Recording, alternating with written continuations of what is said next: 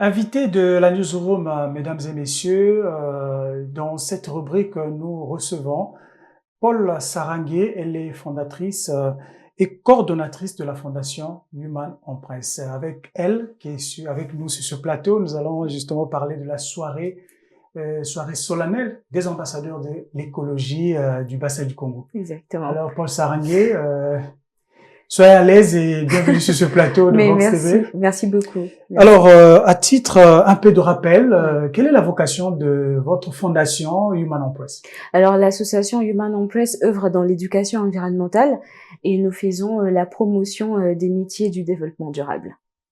Développement durable. Vous avez organisé ou vous organisez dans peu de temps, donc précisément le samedi 10 août à Brazzaville, donc au mémorial Pierre Savagnin de Brazza, donc la soirée solennelle des ambassadeurs de l'écologie. C'est la deuxième édition. Exact. Alors, que vise cet événement?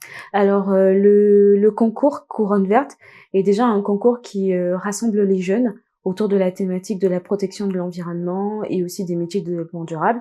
Le principe, c'est de former des jeunes à devenir des ambassadeurs de l'écologie au Congo et des jeunes porteurs des projets éco-entrepreneurs, en fait, éco-entrepreneurial. Et donc, nous sommes à la deuxième édition de cette campagne qui a vu sa première édition être réalisée en 2022. Et ensuite, les ambassadeurs, les jeunes qui sont formés, portent l'étendard d'ambassadeurs pendant 2 ans, où ils font des activités tout le long de ces années-là en tant que représentants ambassadeurs de l'écologie, interquartier ou interpays, par exemple. Ils sont censés représenter le Congo dans les assises de jeunes au niveau national et international. Et comment vous les identifiez?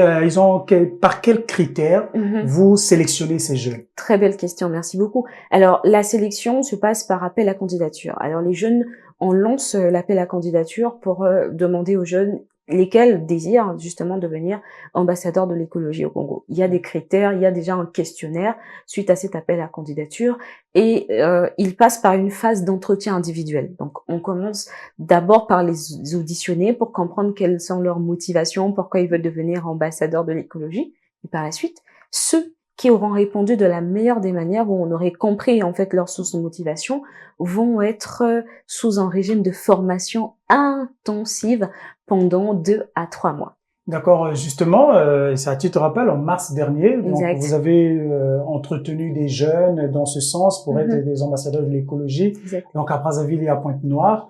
Et quels ont été les contenus de la formation, puisqu'il y a eu la formation théorique et pratique, mais on veut savoir ils ont été soumis à quel type de thématique? Tiens, très intéressant. On tient déjà à rappeler que les éditions de Couronne Verte jusqu'à maintenant, en termes de programme comme ça de formation des ambassadeurs, n'existent que à Brazzaville pour l'instant. Nous voudrons vraiment organiser une édition aussi à Pointe-Noire, à Dolizé, à Ouesso, ainsi de suite. Mais le contenu des formations, elles sont déjà autour de ce que c'est que la gestion environnementale. Ça, c'est un élément important. On va un peu plus loin sur la valorisation de la biodiversité végétale, animale, qu'est-ce que c'est. Et ensuite, on ouvre le champ sur quels sont les métiers du développement durable existants dans la sous-région africaine, les formations adaptées, qui correspondent aussi à la jeunesse congolaise, à la jeunesse africaine, et comment les jeunes pourront orienter leur cursus scolaire, professionnel, académique et professionnel avec ces métiers du développement durable là. Et là, on va un peu plus loin encore avec des thématiques, par exemple, sur la gestion et la valorisation des déchets qui, comme on le sait, est un élément, un des gros problèmes qu'on retrouve à Brazzaville et dans certains pays de la sous-région africaine. Et ça, ce sont pour ce qui est des formations théoriques, mais pour des formations pratiques, il y a par exemple des formations en agroécologie. Alors, comment fabriquer ou produire des aliments bio. Mais vraiment, quand on vous dit de bio, mais c'est depuis la gestion de la terre, fabriquer les biofertilisants, gangréner la terre, gérer la pousse, et ainsi de suite. Toute la chaîne de valeur. Toute la chaîne de valeur autour de l'agroécologie et jusqu'à la commercialisation de ces produits-là. Et vous comprenez que un jeune apprend ces choses-là, mais s'il veut être éco-entrepreneur, il y a les bases sur la gestion des projets, d'un business plan, tout le volet là fiscal qui est très important. Et donc il y a une formation qui a été aussi mise en place sur la rédaction, l'élaboration d'un projet, d'un business plan, d'un plan d'affaires.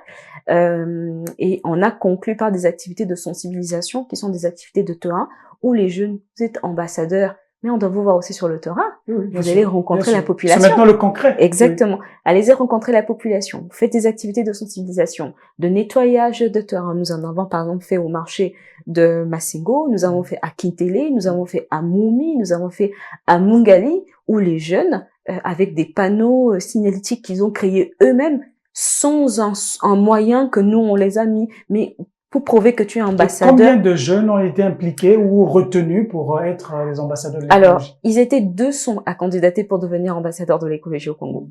103 ont été retenus suite aux éditions. Maintenant, la question, c'est combien vont être retenus après toutes ces activités à être élus ou couronnés ambassadeurs de l'écologie? Ben oui, parce que la première sélection, c'était pour voir votre motivation. Après, ensuite, vous avez eu des formations théoriques et pratiques.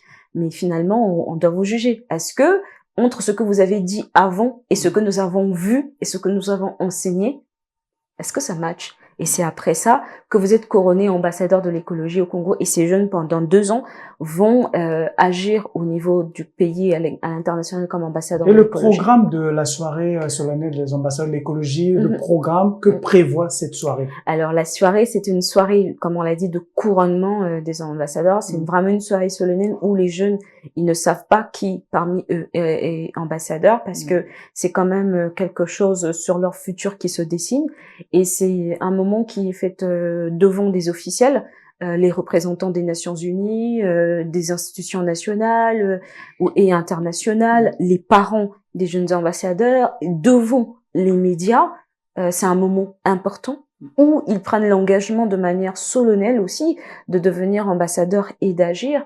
Et donc c'est pendant au moins 2 heures de temps que nous allons proposer au public les actions, parce qu'il y en a certains que vous n'avez pas vus, mais qu'est-ce qu'ils ont fait concrètement? Nous allons vous le montrer et on va élire les meilleurs projets, parce que rassurez-vous. Et les meilleurs projets, les priorités, c'est quel secteur? Alors, il n'y avait pas de secteur. Nous sommes dans l'écologie, donc environnement. Mais spécifiquement. Peu importe le domaine dans lequel tu peux évoluer, mais quels sont les jeunes, parmi les jeunes, lesquels ont porté les meilleurs projets avec des critères exigés. Et donc, à l'issue de la soirée, on saura les 3 meilleurs projets et peut-être même d'autres projets qui méritent des accompagnements. Et les 3 meilleurs projets, qu'est-ce que vous leur réservez? Ah, mais c'est ça, en fait, la surprise, en fait, de la soirée, parce qu'on tient quand même à rappeler que Couronne Verte, on est conscient qu'on est dans un environnement congolais où les choses ne sont pas assez faciles. Donc, nous ne vendons pas le rêve aux jeunes. Donc, il y a des choses qu'on pourra mettre en place avec ces jeunes gagnants-là pour que nous n'ayons pas des projets, des prix où par la suite, on oublie tout. J'ai reçu le prix, c'est fini. Ce qu'on veut, donc Couronne Verte, c'est des projets qui aboutissent comme aujourd'hui. On a pu avoir des jeunes qui ont élaboré le manifeste des jeunes sur la préservation de la biodiversité du bassin du Congo, un document qui n'existait pas, et on a redoré l'image du pays pendant les grandes assises comme le sommet des 3 bassins, la conférence sur la forestation et le reboisement, sur le sommet des jeunes sur la conservation des forêts des bassins de la sous-région africaine en RDC, et ou encore quand la jeunesse congolaise a représenté avec brio son pays pendant le sommet mondial de la jeunesse de la Banque mondiale. Vous voyez un peu, le principe, c'est d'avoir des jeunes qui non seulement parlent, mais qui agissent, et cela avec un impact conséquent pour leur avenir. Ceux qui nous suivent vont certainement s'interroger sur comment vous financez toutes ces activités. Très belle question. Ce qui est vrai, c'est que nous faisons ce qu'on appelle par le crowdfunding social. En tant qu'association à but non lucratif, nous cotisons. Nous avons des cotisations statutaires pour financer nos activités, notamment Couronne Verte. Et nous avons eu la chance depuis quelques temps d'avoir un appui dans le cadre de l'élaboration des rencontres citoyennes des jeunes avec la délégation de l'Union européenne et l'ambassade de France.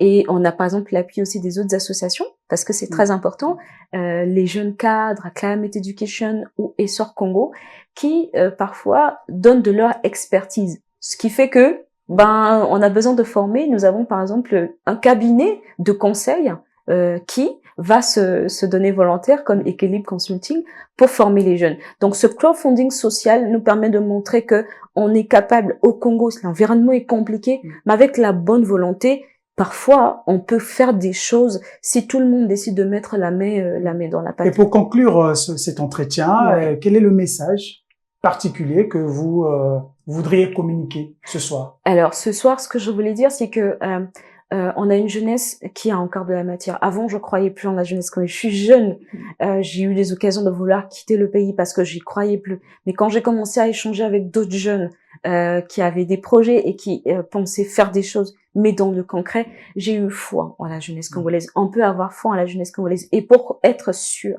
de ce que je suis en train de vous dire et que cela vous pousse à agir, vous, institutions nationales, entreprises dans le cadre de votre responsabilité sociétale, venez assister à la soirée de couronnement des ambassadeurs de l'écologie parce que entre le Prévu ce dire, samedi 10 prévu août. ce 10 août, à 18h30 parce que entre le dire et le faire, il y a une longue Et le lieu, c'est au mémorial au Pierre-Savorgnan de Brazza. mémorial Pierre-Savorgnan de Brazza. L'entrée est à 3000 francs parce que, comme vous l'avez dit, comment on finance les choses parfois avec des tickets comme ça nous permet de vous offrir une soirée comme telle. Donc, on rappelle que c'est ce samedi 10 août à 18h30 au mémorial Pierre-Savorgnan de Brazza pour assister à la soirée solennelle de couronnement des ambassadeurs de l'écologie du bassin du Congo au Congo.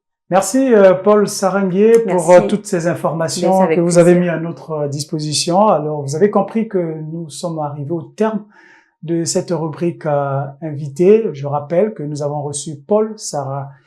Elle est fondatrice et coordonnatrice de la fondation Human on Press et une fondation qui organise la soirée solennelle des ambassadeurs de l'écologie du bassin du Congo. C'est ce samedi 10 août à Brazzaville.